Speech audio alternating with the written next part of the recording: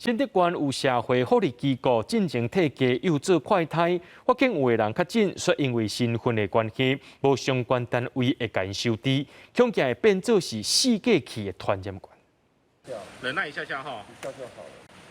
社工人员用快筛试剂替家友进行快速体检，想要到一个体检，就当场发现有人确诊。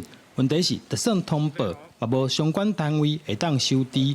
原本就无厝大的家友，确诊嘛无所在通隔离。会很担心，那希望政府要是他们确诊的话，可不可以照顾他们？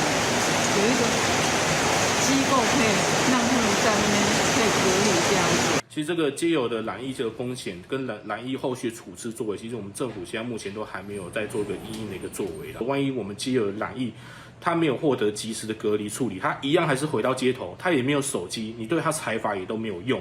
新竹县拢总有80外登记注册的家友，大部分平常时拢在火车站附近活动。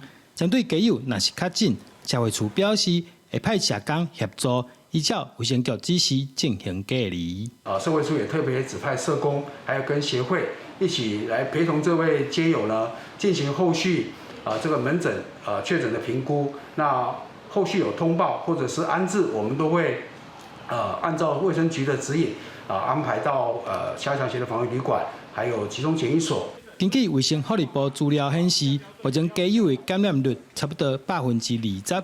要安怎帮助因对抗疫情？恐惊会是各县市面对防疫，爱去特别注意的所在。记者刘君和新竹报道。